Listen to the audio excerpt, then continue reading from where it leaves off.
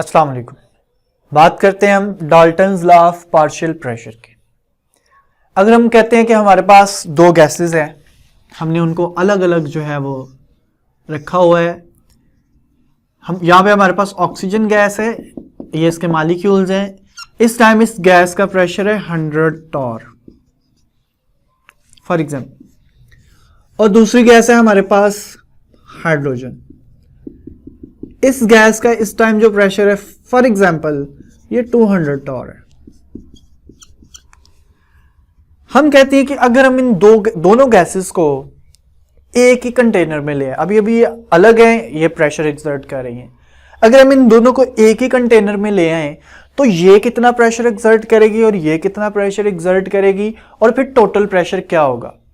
इसको डील करता है Dalton's law of partial pressure, जो कि हमें कहता है अगर आप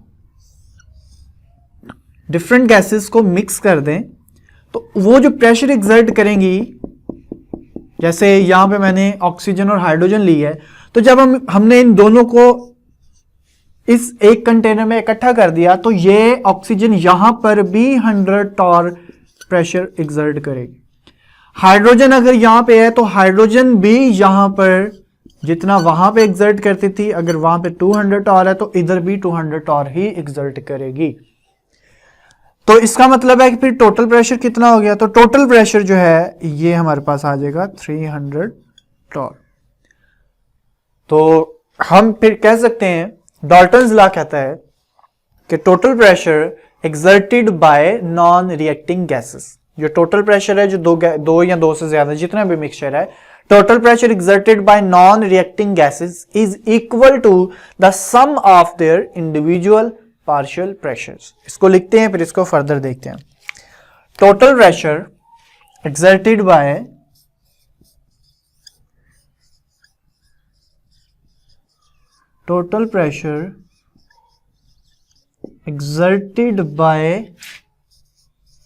mixture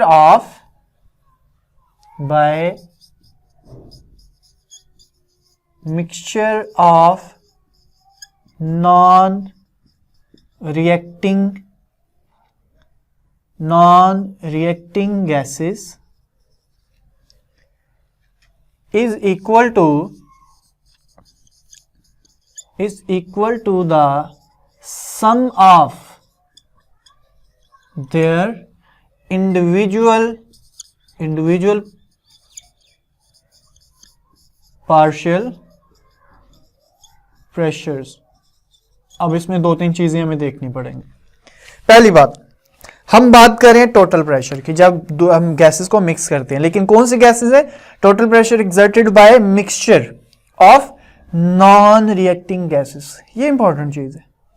जिन गैसेस को हम मिक्स कर रहे हैं वो नॉन रिएक्टिंग होनी चाहिए, रिएक्शन ना करें आपस में।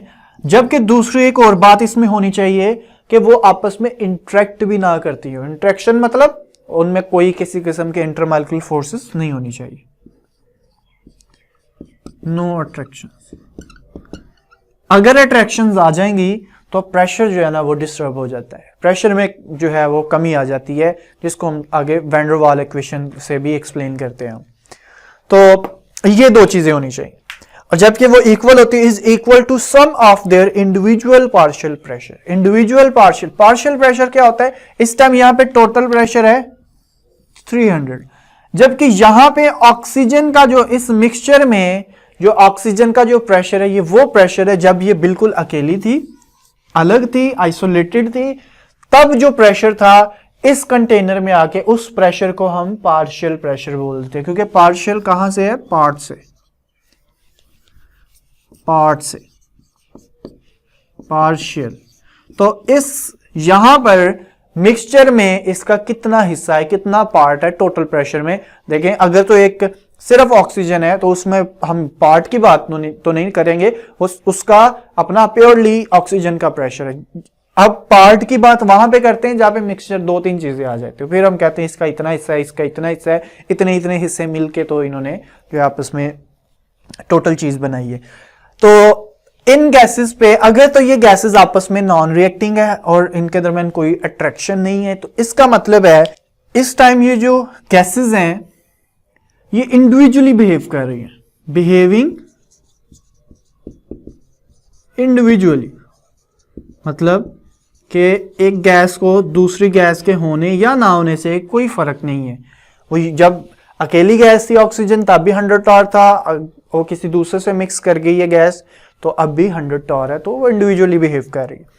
अगर ये इंडिविजुअली बिहेव कर रही है तो इसका मतलब है हम इन पे जो है ना वो जनरल गैस इक्वेशन अप्लाई कर सकते हैं। अगर हम इन पे जनरल गैस इक्वेशन अप्लाई करें, जैसे PH2PV is equal to nRT होता है ना, तो H2RT। अब यहां पे एक चीज आपको ख्याल रखनी है, ये जब अगर आपने ये गैस ला जब भी फॉलो करना है ना, जब आपने गैसेस को मिक्स करना है तो उस पे कंडीशंस जो है ना वो क्या होनी चाहिए। अगर इसका वॉल्यूम 10 डेसीमीटर क्यूब था तो इसका वॉल्यूम भी 10 डेसीमीटर क्यूब है अगर, तो इसको आपने जिस नए कंटेनर में दोनों को ऐड करना है वो भी 10 डेसीमीटर क्यूब का है अगर, फॉर एग्जांपल, तो तब हम, और इसमें सबका टेम्परेचर भी क्या हो, सेम होना चाहिए, सबका टेम्परेचर भी सेम हो। इसका अगर 25 डिग्री सेंटीग्रेड है इसका भी 25 हो और इसका भी 25 डिग्री सेंटीग्रेड हो, तब ये सारी चीजें जो है ना हमारे सामने आएंगी। तो इसलिए हम, क्योंकि वॉल्यूम सेम है, इसका भी 10 था डेसीमीटर क्यूब, इसका भी 10 और इसका भी 10 डेसीमीटर क्यूब, इसलिए मैंने ये नहीं लिखा कि हाइड्रोजन का वॉल्यूम है, क्योंकि वॉल्यूम सबका सेम है, आर वैसे कांस्टेंट है और टेम्परेचर भी सबका सेम है। इसी तरह अगर हम बात करें O2 की, NO2RT, आप इसको गैस A कह के भी डील कर सकते हैं, आप इसको गैस B कह लें और इसको आप कह लें कि ये टोटल मिक्सचर है। तो मैंने यहाँ पे जो है ना वो हाइड्रोजन ले लिया और मैंने यहाँ पे ऑक्सीजन ले लिए। तो इसका मतलब ये हुआ कि ये जो गैसेस हैं ये अब हम देखते हैं कि ये इनका जो पार्शियल प्रेशर है वो किस पे डिपेंड करता है। ये हमने अलग अलग इसको देख लिया, ये इक्वेशन 1, ये इक्वेशन 2। अगर हम इन इक्वेशंस को देखें तो इसका PH2, चलें इसको नीचे कर लेते हैं, यहाँ पे PH2V को दूसरी साइड पे ले जाए, NH2RT ओवर V इस साइड पे इधर आ जाए। इसका मतलब है कि R कांस्टेंट है, टेम्परेचर कांस्टेंट है और वॉल्यूम भी कांस्टेंट है, सबके लिए सेम है। तो कांस्टेंट और इक्वल खत्म करें तो प्रोपोर्शनैलिटी आ जाती है। जैसे हम कहते हैं ना प्रोपोर्शनैलिटी खत्म करें तो इक्वल और कांस्टेंट लगाते हैं, तो जब इनको खत्म करें तो प्रोपोर्शनैलिटी आ जाती है वापस। तो इसका मतलब है ये बन सकता है PH2 is directly proportional to NH2। इसका मतलब है कि हाइड्रोजन का जो पार्शियल प्रेशर है वो टेम्परेचर पे डिपेंड नहीं करता, वो R पे डिपेंड नहीं करता, वो V पे डिपेंड नहीं करता। हाइड्रोजन का पार्शियल प्रेशर इस मिक्सचर में डिपेंड करता है सिर्फ उसके नंबर ऑफ मोल्स पे, और वो भी डायरेक्टली। अगर हाइड्रोजन के नंबर ऑफ मोल्स ज्यादा हैं तो ज्यादा प्रेशर एक्सर्ट करेगा, अगर कम नंबर ऑफ मोल्स लिए हाइड्रोजन के तो कम करेगा। टेम्परेचर से उसका कोई लेना देना नहीं है, वॉल्यूम से या किसी और चीज से, वो सिर्फ वो डिपेंड कर रहा है उसके नंबर ऑफ मोल्स पे। इसी तरह अगर आप इक्वेशन 2 को देखें तो equation 2 PO2 is equal to NO2RT over V, इसमें भी सेम, ये क्या है RT ओवर V क्या है, कांस्टेंट है, तो PO2 is directly proportional to NO2। Oxygen का पार्शियल प्रेशर कितना होगा, हाइड्रोजन का पार्शियल प्रेशर कितना होगा, वो सिर्फ उसके नंबर ऑफ मोल्स पे डिपेंड करता है। अब अगर आपने टोटल प्रेशर फाइंड करना हो कि अब इस मिक्सचर में टोटल प्रेशर कितना है, तो वो आप दोनों का जो पार्शियल प्रेशर है उसको प्लस कर दें, partial pressure of H2 partial pressure of O2, तो इस तरह आप इसका टोटल प्रेशर फाइंड कर सकते हैं। हमें पता है इसका पार्शियल प्रेशर ऑफ H2 की वैल्यू कितनी है, NH2 into RT, partial pressure of H2 यहां पे हमने ये वैल्यू फाइंड की है, NH2RT ओवर V प्लस यहां पे हमने पार्शियल प्रेशर ऑफ ऑक्सीजन की बात की है, तो ये NO2RT ओवर V।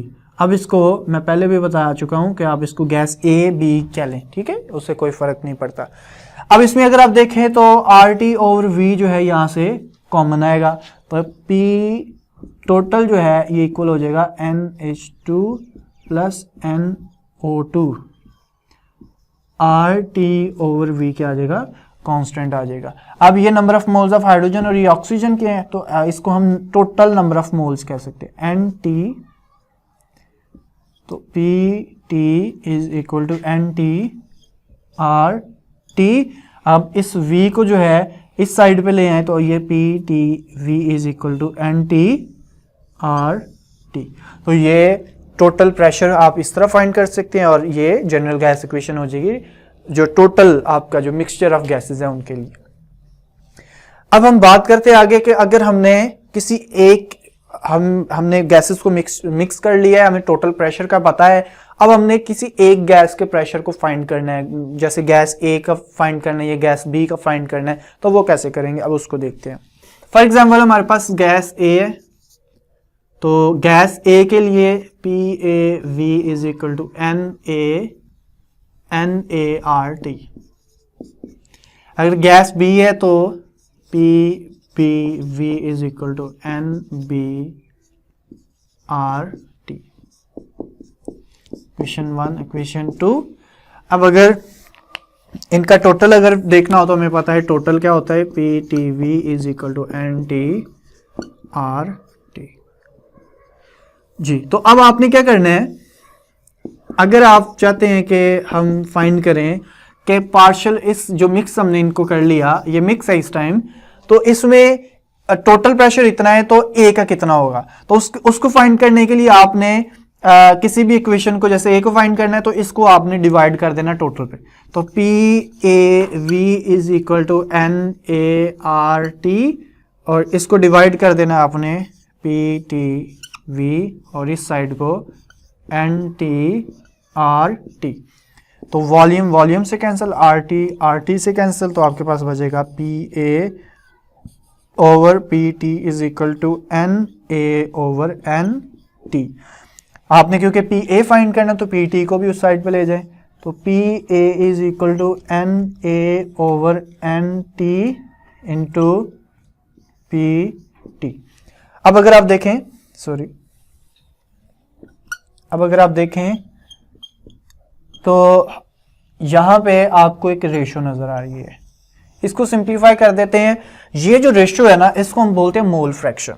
मैं इसको लिखता हूं यहां पे, P A is equal to X A into P T. ये क्या है, N A over N T है, इसको बोलते हैं मोल फ्रैक्शन। इसको ऐसे डोनेट करते हैं, एक्स से डोनेट करते हैं, डिनोट करते हैं, मोल जी। मोल फ्रैक्शन, मोल फ्रैक्शन क्या है, मोल फ्रैक्शन अगर 2-3 गैसेस को मिक्स किया है तो टोटल नंबर ऑफ मोल्स और किसी एक गैस के नंबर ऑफ मोल्स की जो रेशियो होती है ना, जैसे देखें mole fraction is the ratio of number of moles of component, किसी भी एक गैस मिक्सचर में से किसी एक कंपोनेंट के नंबर ऑफ मोल्स की ratio with total number of moles, उसको हम बोलते हैं मोल फ्रैक्शन। तो इसका मतलब है, अब इसको सिंप्लीफाई करते हैं, अगर आपने किसी भी गैस के पार्शियल प्रेशर को फाइंड करना है तो आप जस्ट एक काम करें, उसके मोल फ्रैक्शन को टोटल प्रेशर से मल्टीप्लाई कर दें। मैं अगर आपको कहता हूं कि आप बताएं पार्शियल प्रेशर ऑफ बी कितना होगा, तो हमने अभी सीखा है जस्ट एक काम करना है कि बी का फाइंड करना पार्शियल प्रेशर, तो मोल फ्रैक्शन ऑफ बी को टोटल प्रेशर से मल्टीप्लाई कर दें। इस तरह क्या होगा, आप क्या फाइंड कर सकते हैं, उसके पार्शियल प्रेशर उसका फाइंड कर सकते हैं।